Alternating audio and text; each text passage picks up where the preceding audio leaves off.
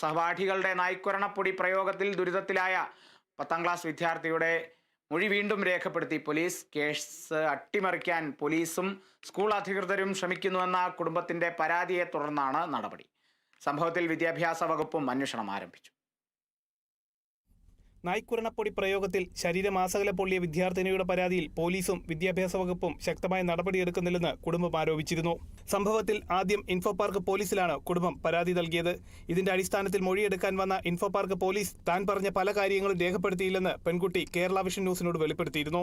Info park police സ്കൂളിനും കുറ്റക്കാർക്കൊപ്പമാണെന്നും കുട്ടി തുറന്നടിച്ചു. ഇതിന് പിന്നാലെയാണ് വിദ്യാർത്ഥിയുടെ മൊഴിയെടുക്കാൻ വീണ്ടും പോലീസ് എത്തിയത്. അതേസമയം സ്കൂൾ അധികൃതർ ഇപ്പോഴും തണുപ്പ നിലപാടാണ് സ്വീകരിക്കുന്നതെന്ന് കുടുംബം ആരോപിക്കുന്നു. വിദ്യാഭ്യാസ ഡെപ്യൂട്ടി ഡയറക്ടർ ഓഫീസിലെയും ഡിഇഒ എഇഒ ഓഫീസുകളിലെയും ഉദ്യോഗസ്ഥർ കുട്ടിയുടെ വീട്ടിലും സ്കൂളിലും എത്തി വിവരങ്ങൾ ശേഖരിച്ചു. പരിക്കും മൂലം വിശ്രമിക്കുന്ന കുട്ടിക്ക് SSLC പരീക്ഷ എഴുതാൻ സഹായിയെ നൽകാമെന്ന് ഉദ്യോഗസ്ഥർ അറിയിച്ചു.